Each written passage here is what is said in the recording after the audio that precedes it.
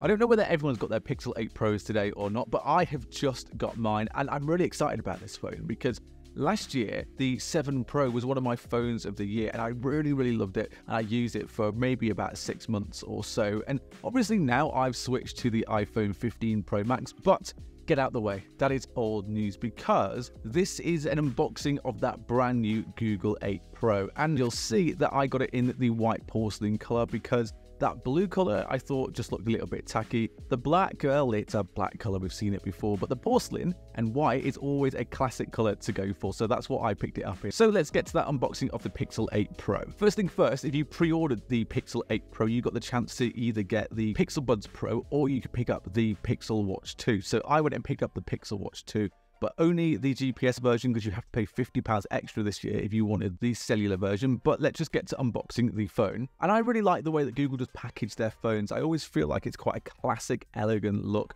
And their pull tabs are nice and easy to get off as well. And then as soon as you open it up, there it is in all its glory, the Pixel 8 Pro in porcelain. And you can see it's just slightly off-white. It's not exactly white. It's kind of like a bit of a creamy color, but I'm here for it so far. We'll take it out of the box and put it to the side. We'll come back to that in a second. But I do love that metal visor that goes across the back. And you can see straight away those cameras are huge in this Pixel 8 Pro. But we'll look at what you get in the box, and you get that little bit of paperwork as you get with every phone, which no one ever reads. You then get the USB-C cable, so this is something that Google have copied from the iPhone 15 Pro this year, putting USB-C in a Pixel phone, and you also get this small little USB connector. I'm not sure anyone uses that. Maybe ditch that and put in a charger instead. And for a second, I didn't think I had a SIM ejector tool in here. But if you just have a look at your documents, then actually you'll find out there is a SIM ejector tool in there. And on the front of the phone, it has that little protective cover over the screen. And again, boasting about USB-C. Pop it on, and there it is. That is the unboxing of the Google Pixel Pro 8.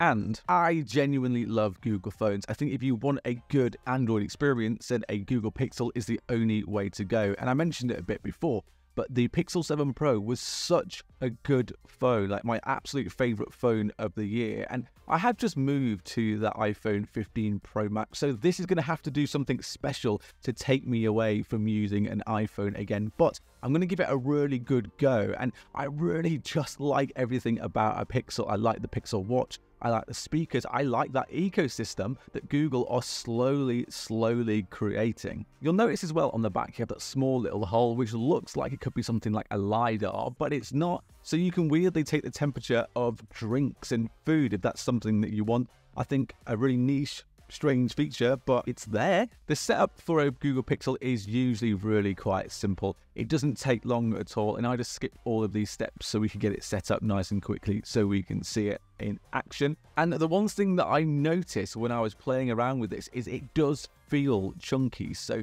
we don't have those rounded sides anymore of the display. It's a flat display, which I'm all for. I really do like a flat display. But this weirdly feels a little bit like the iPhone XR. It just feels a bit thick and a bit rounded. And I'm not against it, but it does feel quite different to the roundness of the iPhone 15 Pro Maxes. This feels sleek and feels like it's been done really well. This one feels like it's a little bit behind the times, if that makes sense. It feels quite thick. When it's all set up to go though, this Google Pixel, you can see it there, that lovely classic Android skin that's on top of that with Android 14. And it is so nice. I love the displays on a Google Pixel phone, and especially this one. But the first thing you need to do to make that display even better is go into your settings and make sure that you turn on that full resolution on the display. Otherwise, you're just not getting the best experience that you can do from a Pixel 8 Pro. Of course, with Google phones though, one of the big things is always the cameras.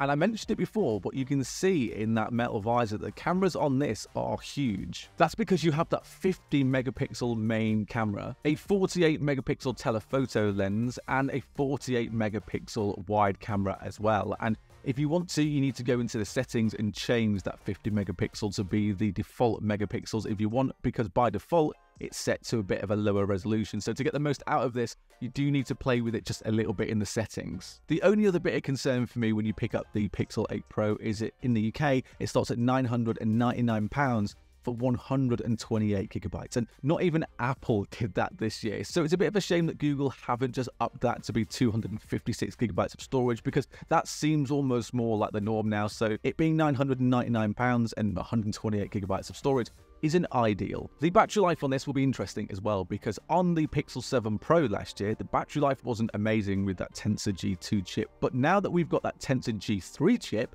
I'm hoping that the battery life on this will just be a little bit better and will at least last the day. Whereas on the 7 Pro last year, sometimes it wouldn't reach the end of that day. It does though have a 5050 milliamp hour battery, so that Tensor G3 chip I'm sure is going to make the battery life on this Pixel 8 Pro even better than last year's 7 Pro. The back glass on this as well, just from those first impressions on the unboxing, is again almost like glossy but not glossy. It's definitely more glossy than it is matte, which is a real shame, because I reckon that every big high-end phone right now needs to be a matte back finish. I just don't really like this glossy feel, but this isn't glossy, but it is glossy. Honestly, it's a really weird one to explain. That 6.7-inch display looks so good, especially with Android 14 and stock Android as well. It's literally the only way to go. But that is it for the unboxing of the Pixel 8 Pro. I will use it, and I will switch from the 15 Pro Max with the iPhone over to this and make it my main phone, at least for a couple of weeks, and give it a proper chance, because I'm always